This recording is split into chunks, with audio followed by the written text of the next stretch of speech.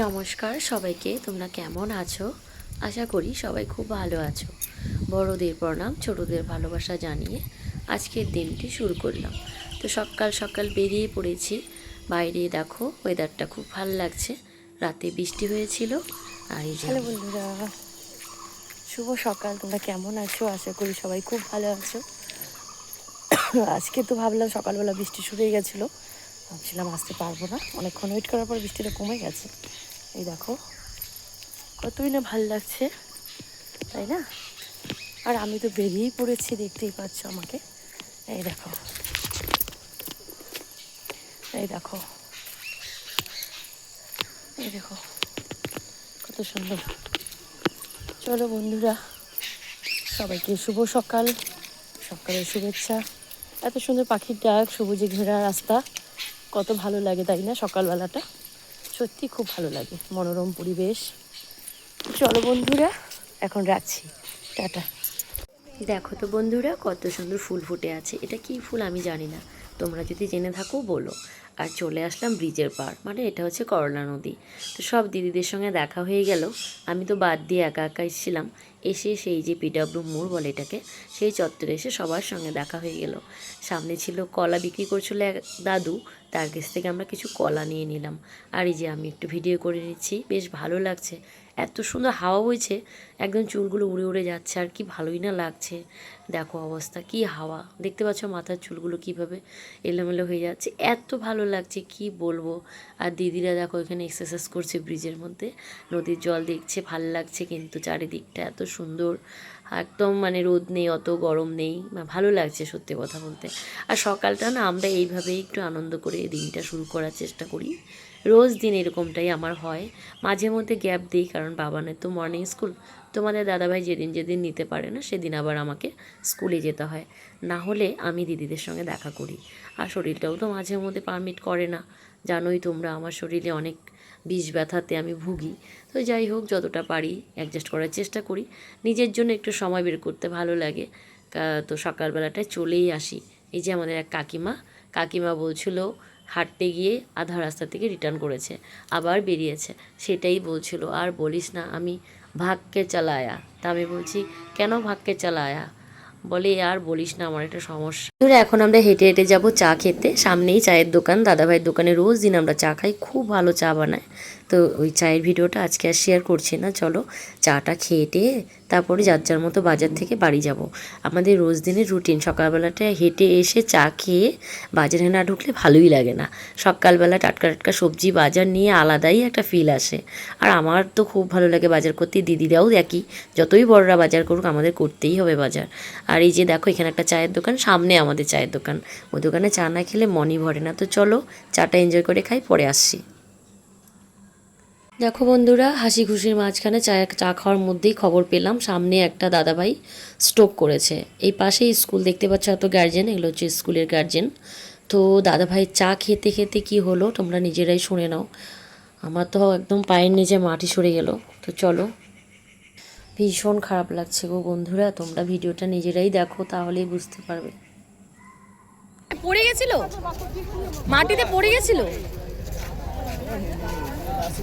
না মাটিতে পড়ে গেছিল,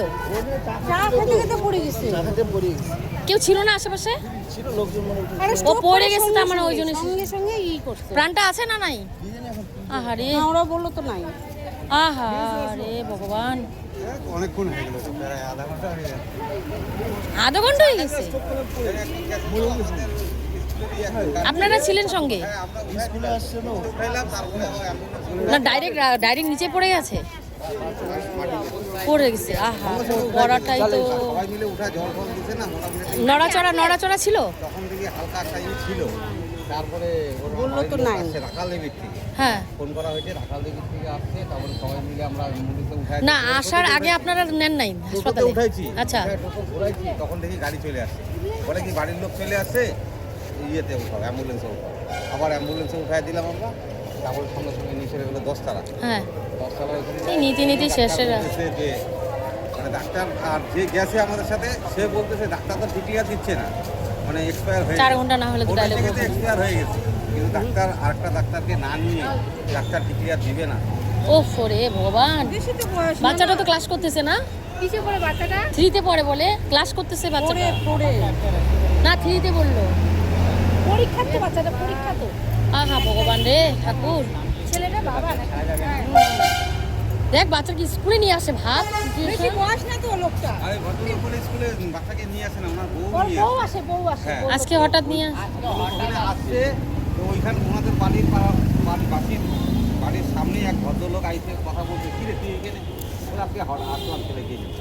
বলে চা দাও, 1 কাপ চা খায় চাটা ধরছে, আর চায়ের গ্লাস সমেত উনি পড়ে গেছে, তাও চায়ের গ্লাস ছাড়েনি। তার মানে কি ওই যে রগগুলো হয়তো প্রেশার দিয়ে দিচ্ছে। হ্যাঁ, আহারে ভগবান কি ভয় লাগতেছে রে। চল বাড়ি চল। ওখানে ভিড় ওহ, কেন? আরে ওরাই তো মেরিনাতে নিয়ে গেছে, জানতেছে বউটা মনে হয় এখানে মনে নাই। না না ও বউটাও- 10 তলা এখন 10 তলায় ওই 4 ঘন্টা না গেলে কিছু বলবে না না ফাইনালি। এ ভগবান, এটা মানা যায় না। উফ, এফডি স্কুলে পড়ে বাচ্চাটা। আমার কলাটা ধর। আরে আমার হাত পা চলতেছে না, বাড়ি যাই। পা গুলা ভালো আসতেছে।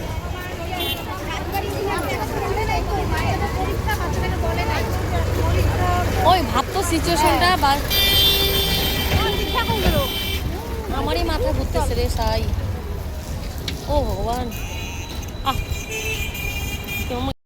হ্যালো বন্ধুরা, বাড়িতে চলে এসেই রান্নাবান্না করে নিয়েছি। সকালে আজকে ও খেয়েছে ছাতু, আজকে ভারী খাবার দিইনি, রুটি করা হয়নি, তো অনেক কিছু আজকে পদ ছিল, তাই আমি তাড়াতাড়ি রান্নাটা বসিয়ে দিয়েছি। বললো ভারী খাবার খাবে না, অত খিদে নেই, তাই আমি ওকে ছাতু গুলিয়ে দিয়েছিলাম, বাবাইও ছাতু খেয়েছে। আর এই যে দেখো এখানে হচ্ছে আমরা শাটি মাছ বলি, কেউ লাটা মাছ বলে, তো এই মাছ দিয়ে লাউ দিয়ে করেছি, আর এখানে করেছি মটরের ডাল। অনেক দিন থেকে মটরের ডালগুলো জমে আছে, তাই ভাবলাম আজকে করিয়ে নিই। রোজ দিন মুসুর ডাল খেতে খেতে আর ভালো লাগে না। এখানে সরু বেগুন ভাজা করেছি, আর এখানে করেছি তোমার মূলো শাক, ওই রসুন সম্বার দিয়েছিলাম, আর একটা ফোড়নে শুকনো লঙ্কা। এটা হচ্ছে করলা ভাজা। তো আরেকটা জিনিস করেছি, সেটা তোমাদের দেখাচ্ছি। এই যে দেখো, এটা হচ্ছে চাল কুমড়ো। চাল কুমড়ো অনেকটা বেঁচে গেছিলো, তাই করে নিলাম। চলো বন্ধুরা, আজকে তো দেখতেই পেলে সারাটা দিন ভীষণ মনটা খারাপ ছিল।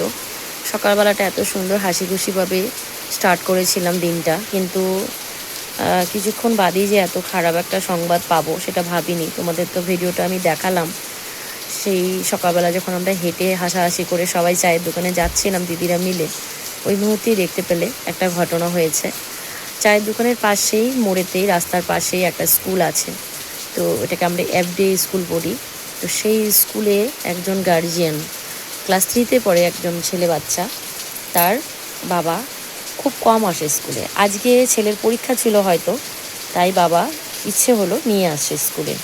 তো আনার পর ছেলেকে পৌঁছে দিয়ে বাবা একটু হাঁটাহাঁটি করছিলেন, তারপর কয়েকজনের সঙ্গে গল্প টল্প করে চায়ের দোকানে গিয়ে চা খাচ্ছিলেন। মানে এটা অন্য চায়ের দোকান, সেই স্কুলের পাশে আরেকটা চায়ের দোকান, অনেকগুলোই আছে, আমরা যে দোকানে চা খাই সেই দোকানে না, পাশে আরেকটা দোকানে। তো আমরা হুট করে চাটা খেয়ে বেরোবো, আমি বলছি এত ভিড় কেন, সামনে দেখতে পাচ্ছি সবাই মানে দৌড়াদৌড়ি করছে, ভিড় হয়ে যাচ্ছে।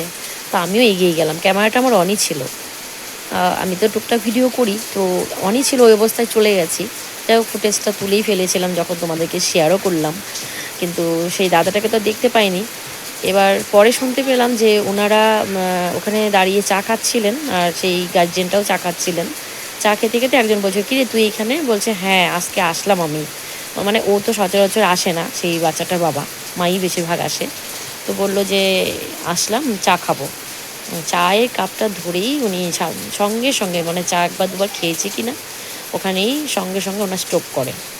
এবার স্ট্রোক ঠিক কি না বলবো বুঝতে পারছি না, আমরা সঠিক তথ্য জানি না, কিন্তু বিশ্বাস করো আমার সব থেকে বেশি খারাপ লাগছে, আমিও তো একটা বাচ্চার মা, তো আমার ভীষণ খারাপ লাগছে সেই সিচুয়েশনটা দেখে, যে দেখো ক্লাস 3-তে পড়ে একটা বাচ্চা কি এমন বোঝে, সে তার বাবার গাড়ি করে স্কুলে এসছে, আসার পর যাওয়ার পথে সে জানতে পারবে তার বাবা নেই। এটা মানে কতটা বেদনাদায়ক সেটা হয়তো তোমরা বুঝতে পারছো। আজকে আমারও দিনটা খুব খুব খুব খারাপ গেছে, ভালো লাগছিল না। জাস্ট সংসারের কাজকর্ম করতে হবে, যেটুকুনি করেছি, রান্না বান্না খাওয়া দাওয়া এগুলো তো থাকবেই, তার পাশেও যেন কোথাও নিজের বাচ্চাটাকে বুকে আঁকড়ে ধরে ভাবছিলাম, মানুষের জীবনের কোনো গ্যারান্টি নেই বন্ধুরা, কোনো গ্যারান্টি নেই, কে কখন চলে যাচ্ছে কিচ্ছু বলা যাচ্ছে না। এইগুলো কথা যখন মনে আসে বা চোখের সামনে দেখতে পাই না, ভীষণ কষ্ট দেয়, ভীষণ। তাই আজকে আর আমি ক্যামেরার সামনে আসলাম না, তোমাদেরকে এই ভিডিওটা আমি বৃষ্টির ভিডিও দিয়েই এখানেই শেষ করব। আজকের ভিডিওটা তোমাদেরকে পৌঁছে দিয়ে আমি একটু মানে কি বলবো আমি ঠিক বুঝতে পারছি না, এখনও আমার মনটা ভার হয়ে আছে। মনে হচ্ছে যে কি বলি না বলি, আমার কোনো ভাষা নেই বন্ধুরা। তোমাদের মতামত জানিও, এইরকম একটা মানে খারাপ দৃশ্য দেখলে কার মনটা ভালো থাকতে পারে। তো আজকের জন্য ভিডিওটা এখানেই রাখবো। সবাই খুব ভালো থেকো, সাবধানে থেকো। আর হ্যাঁ, যতটুকুনি সময় পাও পরিবারের সঙ্গে থাকার চেষ্টা করো। একটা দিন মানে তোমার কাছে একটা নতুন জীবন, তাই তুমি যতটা পারবে ফ্যামিলিকে সময় দাও, ঠিক আছে? এই যে দেখো, একজন লেডি পুলিশ ডিউটি করে বাড়ি যাচ্ছে, তো কর্ম করতেই হবে। কিন্তু সেই বাবাটাকে জানতো যে আজকেই আমার এখানে শেষ দিন ছিল। সে তো স্কুলে সচরাচর কম আসতো, আজকে কি করে সে বাচ্চাটাকে নিয়ে আসলো, হয়তো লাস্ট ছেলেকে নিয়ে আসা তার জীবনে একটা স্মৃতি রয়ে গেল। ঠাকুর ওনার আত্মার চিরশান্তি করুক, আত্মার শান্তি কামনা করি ঠাকুরের কাছে।